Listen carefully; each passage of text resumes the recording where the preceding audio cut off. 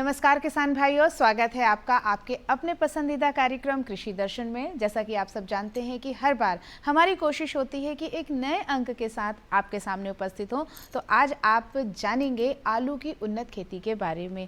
आलू एक बहुत ही अच्छी सब्जी वर्गीय फसल है और सब्जियों में तो उसका बहुत महत्वपूर्ण योगदान भी होता है। बिना आलू के शायद ही कोई सब्जी बनती हो, और नहीं है तो हम आलू की सब्जी भी बनाकर खा लेते हैं। तो अगर आलू का अच्छा उत्पादन होगा तो बिल्कुल हमारे किसान भाइयों को बहुत अच्छा मुनाफा भी मिलेगा। तो आलू की उन्नत खेती कैसे की जाए, इसके बारे में बता रही हैं श्रीमती भारती चौधरी, तकनीकी अधिकारी आंचलिक कृषि विज्ञान अनुसंधान केंद्र छिंदवाड़ा की। तो आइए जानते हैं उनसे आलू की उन्नत खेती के बारे में।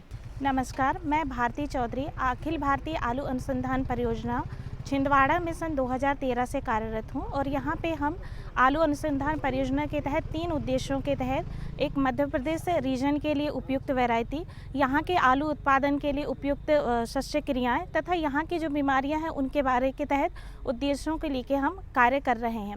यहाँ पे सबसे पहले आलू के बुआई के लिए हम सबसे पहले जो 25 से 30 ग्राम का जो कंद रहता है वो आलू की बुआई के लिए उपयुक्त माना जाता है। सर्वप्रथम हम आलू को 2.5 ग्राम डायथेम से सीड ट्रीटमेंट करते हैं। उसको 4 से 5 दिनों के लिए छायादार स्थान पे अंकुरण के लिए रखते हैं।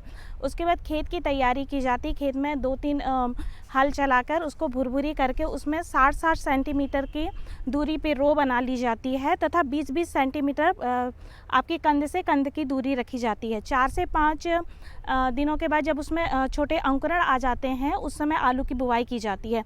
तो 60 से 60 सेंटीमीटर रो से रो की दूरी रहती है तथा ट्यूबर से ट्यूबर की आपकी 20 सेंटीमीटर। उसके बाद आपको उसमें बुआई करने के बाद में उसके ऊपर मिट्टी चढ़ा दी जाती है। फिर उसके बाद तुरंत उसको सिंचाई दी जाती है। इसके लिए हम जो खाद रहता है वो 120 ग्राम नाइट्रोजन, 100 ग्राम फास्फोरस और 100 ग्राम पोटेशियम दिया जाता है। नाइट्रोजन को हम 3 भागों में देते हैं। सबसे पहले आप देते हैं जब मिट्टी की तैयारी करते हैं बुआई के समय में, उसके बाद उसके 30 दिनों के बाद में और फिर उसके 45 दिनों के बाद नाइट्रोजन को हम 3 उसमें देते हैं। इसके बाद इसमें हम हर 30 दिनों में और 45 दिनों में इनमें अर्थिंग मतलब मिट्टी चढ़ाने का कार्य करते हैं ताकि ट्यूबर इससे बाहर ना आए। अगर ट्यूबर बाहर आ जाते हैं तो उसमें हरापन आ जाता है जो धूप के कारण सोलिन कंटेंट के कारण हो जाता है। मध्य प्रदेश के लिए कुफरी सूर्या, कुफरी ज्योति, कुफरी पुखराज, चिप्सोना 1, चिप्सोना 2, चिप्सोना 3 ये सारी वैरायटी हमें मध्य प्रदेश के लिए बहुत उपयुक्त। और छिंदवाड़ा जो है वो आलू उत्पादन में यहाँ पे पूरे मध्य प्रदेश में यहाँ की जो उत्पादकता है वो बहुत अधिक है। यहाँ पे इसके 25 टन पर हेक्टेयर है। यहाँ पे हम कुछ लाल यहाँ पे जो है ये जो पहाड़ी इलाका है तामिया की तरफ में है, यहाँ पे खरीफ में भी आलू की फसल ली जाती है। खरीफ में खास करके जो लाल वाले आलू जो कुफरी सिंदूरी रहती है अपनी, उसके लिए ये उपयुक्त रहती है। यहाँ पे हम जो हम कटिंग रहती है यहाँ पे हम देखते हैं कि जो अर्ली मैच्योरिंग आलू की जो किस्में हैं वो 3 उसमें है, जल्दी पकने वाली, मध्यम पकने वाली और देर से पकने वाली। तो हम हमारा जो प्रथम उद्देश्य है कि आलू की कौन सी किस्म मध्य प्रदेश के लिए उपयुक्त है, उसके लिए हम देखते हैं कि यहाँ पे 60 दिन में कौन सी जो वैरायटी है या जो किस्म है उसका उत्पादन अच्छा आ रहा है। और उसके बाद 75 उसके मध्यम में जो 75 दिन में है या 75 से 90 दिन में कौन, और जो देरी से पकने वाली कम। उसी के तहत हम क्या करते हैं 60, 75 और जो 90 रहता है उसके तहत हम हाम काट देते हैं। हाम काटने से ये होता है कि जैसे 60 दिन की फसल के बाद हमने हाम काट दिया तो उसमें प्रकाश संश्लेषण नहीं होगा, तो उसके बाद जो फूड मटेरियल है वो नहीं बनेगा, जो कंजर्व है उसके पास उसी के ट्यूबर्स है। और जो 75 दिन वाले में है उसको लेट करेंगे। तो इस हिसाब से देखते हैं कि जो 60 दिन में जो जल्दी पकने वाली है उसका ट्यूबर साइज़ कितना होता है। अगर वो अच्छा ट्यूबर साइज़ है और उसका उत्पादकता अच्छी है तो उसे हम जो जल्दी पकने वाली किस्म है उसके रूप में उसको ले सकते हैं। जैसा कि अभी बायो फोर्टिफाइड किस्मों का बहुत ज़्यादा चलन चल रहा है, तो उसी के तहत आलू में भी 2 कुफरी मानिक और कुफरी नीलकंठ, ये हमारे यहाँ जो आलू के हैं फोर्टिफाइड जो कुफरी मानिक है उसके ट्यूबर ये लाल कलर के रहते हैं और जो कुफरी नीलकंठ है उसके बैगनी कलर के रहते हैं। तो कुफरी आनिक में हमारा जिंक कंटेंट बहुत ज़्यादा रहता है और जिंक और आयरन कंटेंट, और जो नीलकंठ है वो हमारी एंटीऑक्सीडेंट वैरायटी है। और ख़ास करके जो लाल जो छिंदवाड़ा रीजन है, यहाँ पे लाल कलर के आलू को काफ़ी पसंद किया जाता है। इनका लाल कलर के आलू अधिकतर राउंड गोल शेप में रहते हैं, मतलब अंडाकार नहीं रहते हैं अधिकतर ये। जैसे कुफरी सिंदूरी भी जो देरी से पकने वाली किस्म है वो भी लाल कलर में है।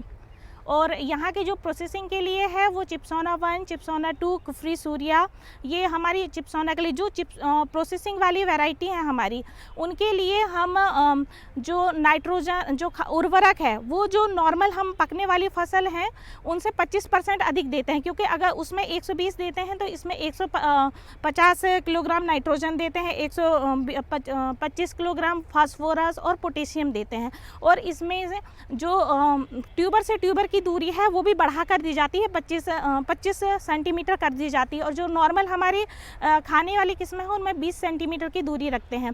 ये इसलिए रखते हैं हम क्योंकि जो हमारा प्रोसेसिंग है उसका ट्यूबर साइज़ हमें ज़्यादा चाहिए, ज़्यादा बड़ा चाहिए, तो इसलिए भी इसकी दूरी और ये लंबी किस्में तक चाहिए कि हमें पूरा मैच्योर ट्यूबर चाहिए है, तो उसके लिए हमें उसमें ज़्यादा उर्वरकों की मात्रा भी देनी पड़ती है।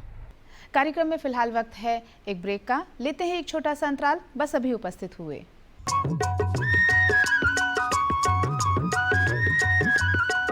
अरे सुन तो। मुझे क्या सुनाना चाहते हो? जो सुनाओ मेरी सौतन को। किसको? अरे वही तुम्हारा मोबाइल फोन जिससे सुबह शाम दिन रात चिपके रहते थे और कहते थे किसान कॉल सेंटर से बातें हो रही हैं।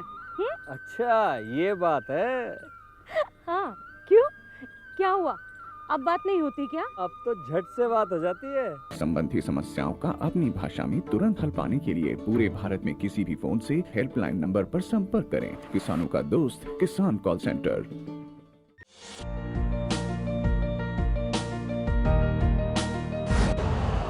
यूरिया का स्वदेशी उत्पादन 70 लाख टन बढ़ाने के लिए 6 उर्वरक संयंत्रों का उद्धार किया जा रहा है।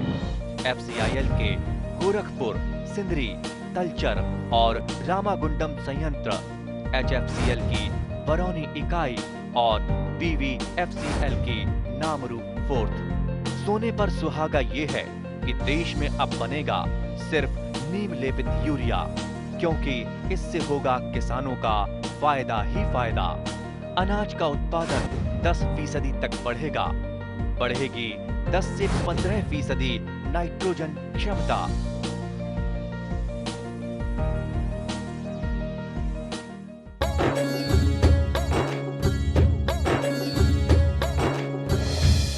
अंतराल के बाद आपका फिर से स्वागत है कार्यक्रम कृषि दर्शन में। उद्यानिकी फसलों में किसान भाइयों, संतरे का अपना महत्व है और गर्मियों में तो संतरा सबको पसंद आता है।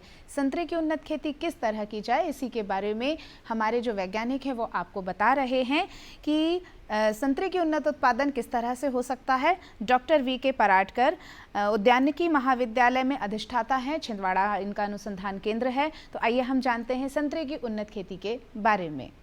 किसान भाई नमस्कार, मैं डॉक्टर विजय पराडकर, कृषि अनुसंधान केंद्र जो कि आंचलिक कृषि अनुसंधान केंद्र है, ये जवाहरलाल नेहरू कृषि विश्वविद्यालय के अंतर्गत कार्य करता है। और हम आपसे जहां बात कर रहे हैं ये TMC technical mission for citrus development का प्रोजेक्ट है। छिंदवाड़ा ज़िले के लिए एक ज़िला एक फसल के अंतर्गत संतरा फसल को चुना गया है। और संतरा की जो पौध है बीमारी रहित हो, जिससे कि अच्छा उत्पादन हो और लंबे समय तक के किसान भाइयों के यहाँ बगीचा बना रहे। क्योंकि पहले की जो बागान होते थे वो करीब 35-50 साल तक के किसान भाइयों के चलते थे, पर वर्तमान में ऐसी कुछ परिस्थिति बनी जिसमें कि 12 से 15 साल के बाद ही ये बागान नष्ट हो जाते या कमज़ोर हो जाते या उतना उत्पादन किसान भाई को नहीं मिलता।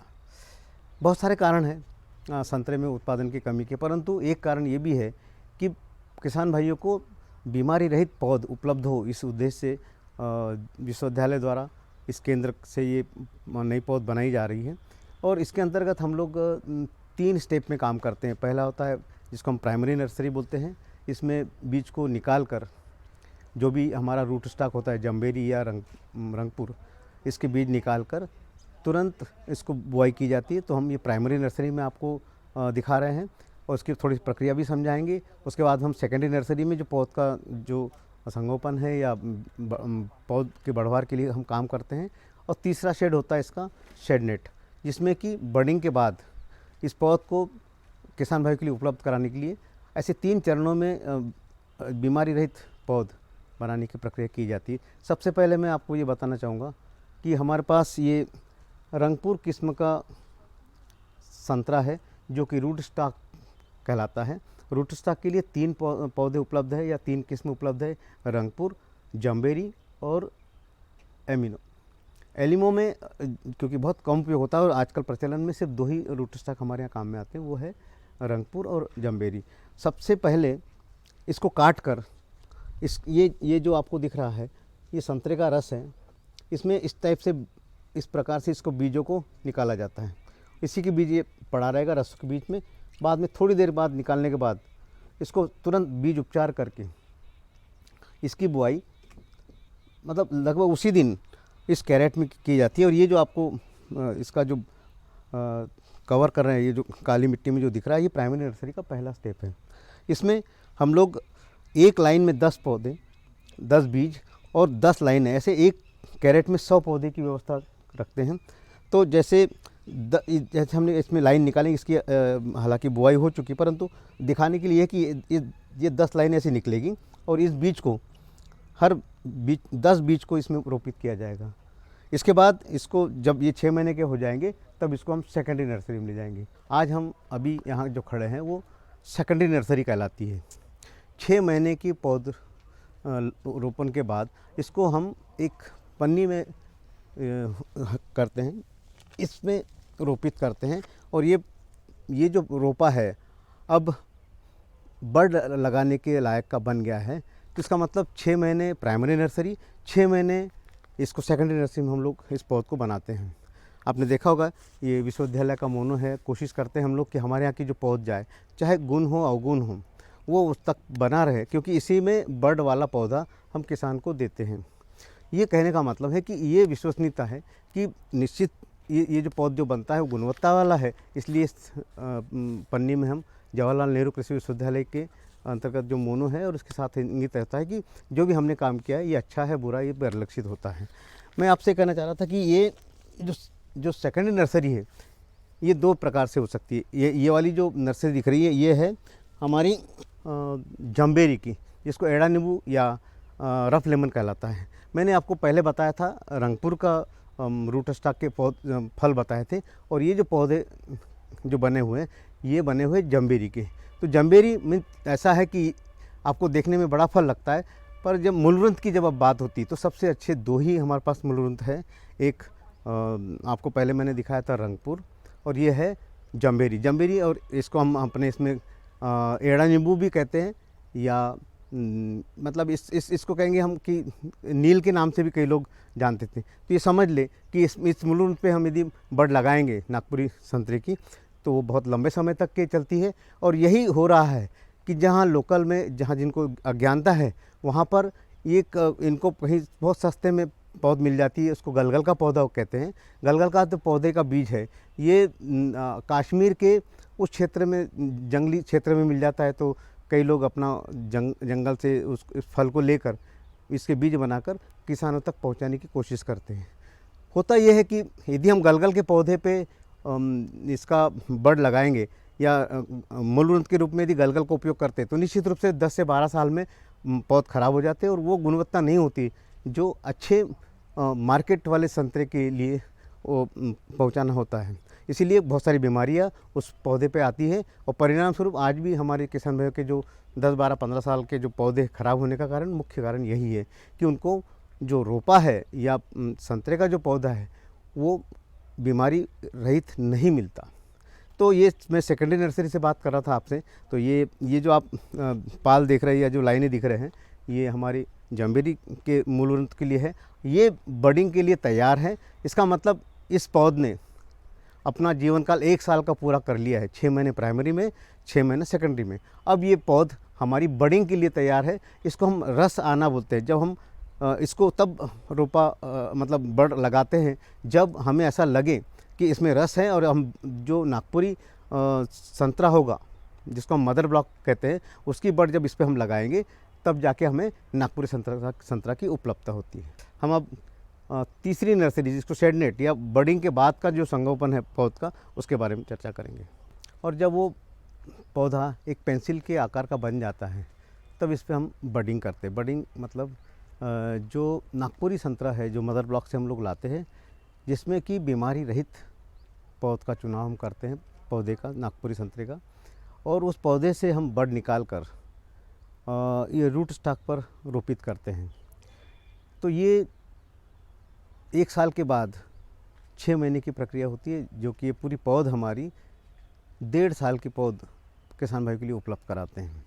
तो ये जो जितनी लागत होती है उसी के आधार पर जो NRCC हमारा राष्ट्रीय स्तर का जो केंद्र है नागपुर में, वो इसकी दरें तय करते हैं और उसके बाद ही हम किसान भाई को इसको उपलब्ध कराते हैं। तो इसके जो मतलब प्रति पौधा जो रोपा है 85 रुपये के लगभग ये आपको उपलब्ध होता है।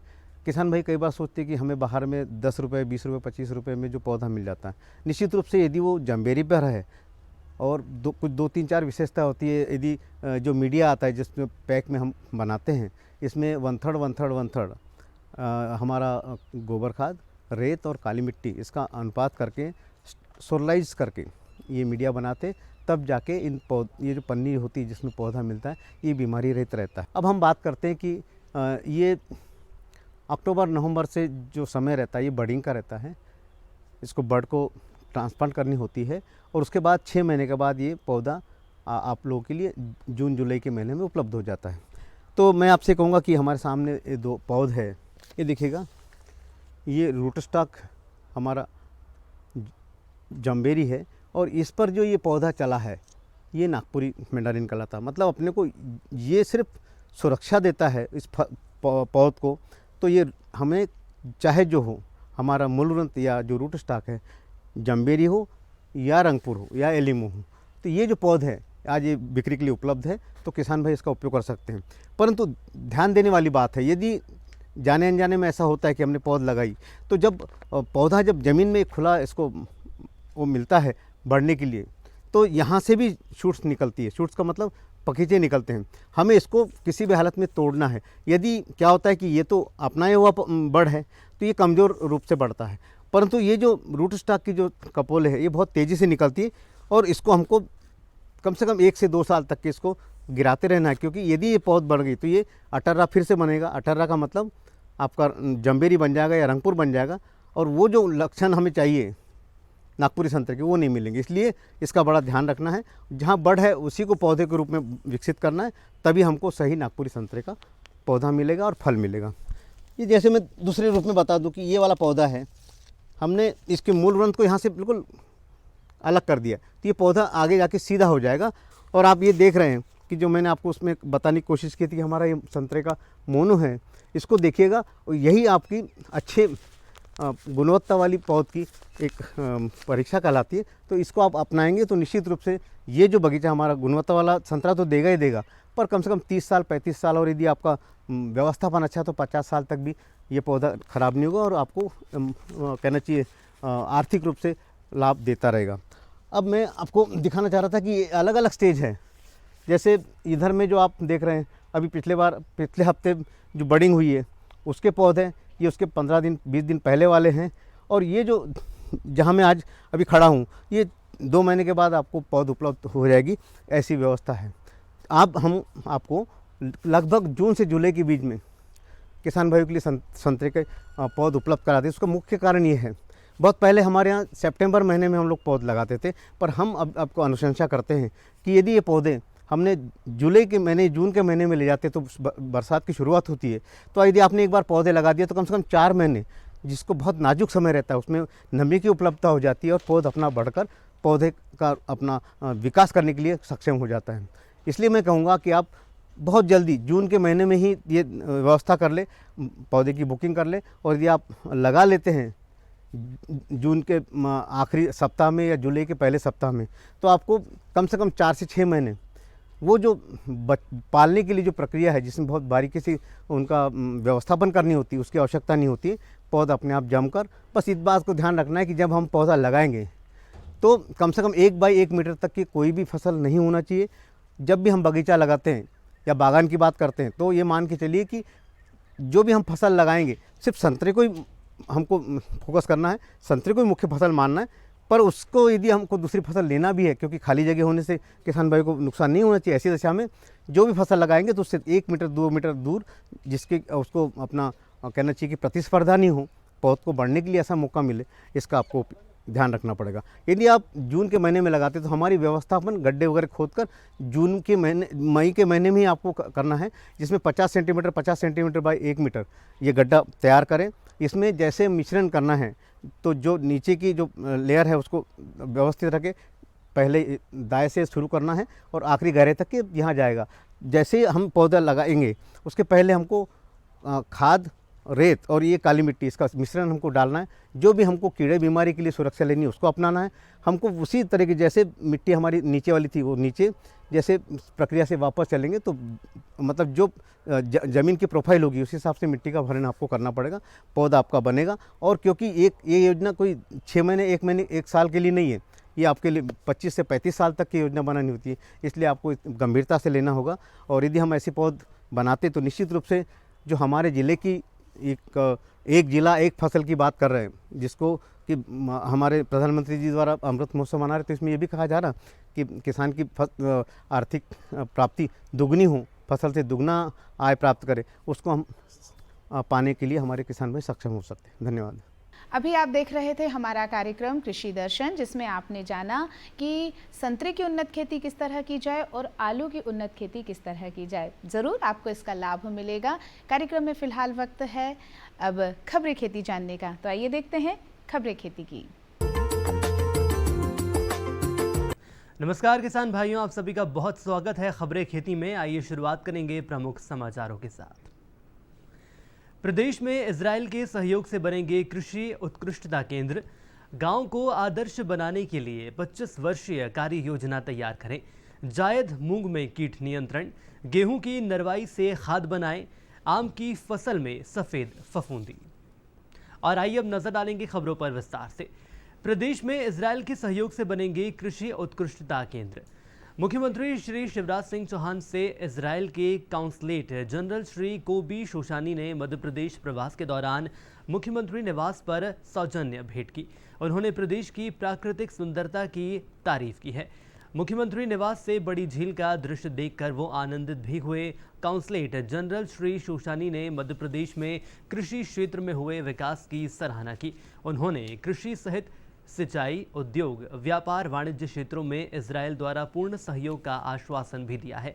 वर्तमान में प्रदेश में मालनपुर और मंडीदीप में इजराइल की कंपनियों के कुछ प्रतिष्ठान कार्यरत हैं। मुख्यमंत्री श्री चौहान ने कहा कि इजराइल के सहयोग से मध्य प्रदेश इन क्षेत्रों में बेहतर कार्य करने के लिए तैयार है। इजराइल द्वारा प्राप्त सुझाव पर भी विचार कर अमल किया जाएगा।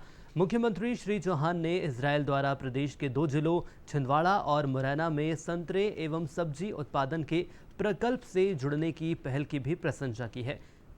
मुख्यमंत्री श्री चौहान को श्री शोशानी ने बताया कि इजराइल का भारत में 29 कृषि उत्कृष्टता केंद्रों में से 2 बार केंद्र मध्य प्रदेश में स्थापित करने का भी प्रस्ताव है। इसमें छिंदवाड़ा में संतरा उत्पादन और मुरैना में सब्जी उत्पादन को बढ़ावा दिया जाएगा। इजराइल में एक पखवाड़े के विश्लेषण कार्यक्रम में भी मध्य प्रदेश के कृषि और उद्यानिकी विभाग के अधिकारी लाभान्वित किए जाएंगे। मुख्यमंत्री श्री चौहान ने कहा कि केन बेतवा परियोजना के क्रियान्वयन से बुंदेलखंड क्षेत्र का कायाकल्प होगा। प्रधानमंत्री श्री मोदी के पर ड्रॉप मोर क्रॉप के सिद्धांत और इजराइल की कृषि शैली से मध्य प्रदेश प्रेरित है। प्रधानमंत्री श्री मोदी के संकल्प को पूरा करने के लिए भरसक प्रयास होंगे। गांव को आदर्श बनाने के लिए 25 वर्षीय कार्य योजना तैयार करें। आयुष राज्य मंत्री श्री रामकिशोर कावरे ने अधिकारियों को निर्देश दिया है कि वो गांव बघौली को आदर्श ग्राम के रूप में विकसित करने के लिए 25 वर्षीय कार्य योजना तैयार करें। उन्होंने कार्य योजना की तैयारी में ग्रामीणों की भागीदारी भी सुनिश्चित करने के लिए कहा है। राज्य मंत्री श्री कावरे मंगलवार को बघौली के स्थापना दिवस के मौके पर आयोजित कार्यक्रम को संबोधित कर रहे थे। राज्य मंत्री श्री कावरे ने कहा कि गांव के विकास में ग्राम सभा की स्थिति अहम होती है। उन्होंने कहा कि माइल कंपनी के CRS फंड से अधोसंरचना निर्माण कार्य करवाए गए हैं। इसके साथ ही मेरे द्वारा 2 करोड़ रुपए के अन्य प्रस्ताव भी कंपनी को प्रेषित कर दिए गए हैं। राज्य मंत्री ने कहा कि सरकार की योजनाओं से बुनियादी सुविधाओं से जुड़े कार्य तो हो जाते हैं, लेकिन इनके रखरखाव की जिम्मेदारी ग्रामीणों को लेनी होगी। राज्य मंत्री श्री कावरे ने ग्रामीणों को स्वच्छता की तरफ विशेष ध्यान देने की भी बात कही है। जायद मूंग में कीट नियंत्रण। जायद मूंग में फली बीटल और कंबल कीट फसल बहुत नुकसान पहुंचाते हैं, जिससे फसल की 5 से 10% की हानि होती है। इसके नियंत्रण के लिए क्यूनोलफॉस 1.5% चूर्ण की 8 किलोग्राम मात्रा का प्रति एकड़ में भुरकाव करें। इसके साथ ही क्यूनोलफॉस की तरल दवा 15 लीटर के पंप में प्रति पंप 30 लीटर दवा का घोल का स्प्रे 20 से 25 टंकी प्रति हेक्टेयर करें। गेहूं की नरवाई से खाद बनाएं। गेहूं कटाई के बाद बचे हुए नरवाई को खेत में न जलाएं। जलाने से खेत में उपस्थित लाभदायक जीवाणु नष्ट हो जाते हैं। इसके साथ ही मृदा की संरचना भी बिगड़ जाती है। इससे बेहतर उपाय ये है कि हम इस नरवाई को रोटावेटर चलाकर खेत में मिला दें, जिसके चलते नरवाई बरसात में सड़कर खाद का काम करती है और खेत की मिट्टी को उपजाऊ बनाती है। किसान भाई हार्वेस्टर से गेहूं की कटाई के बाद स्ट्रॉरी पर यानी भूसा बनाने वाली मशीन का भी उपयोग कर सकते हैं, जिससे नरवाई का भूसा बनाया जा सकता है और खेत में कटाई के समय गिरी बालियों को भी चुनकर गेहूं निकाल देती है, जिसके चलते बहुत हद तक खेत में मशीन चलाने का खर्च भी निकल आता है। आम की फसल में सफ़ेद फफूंदी। आम की फसल में बौर आ गए हैं और फलन की शुरुआत हो गई है। इस समय कहीं कहीं सफ़ेद फफूंदी का प्रकोप भी देखा जा रहा है।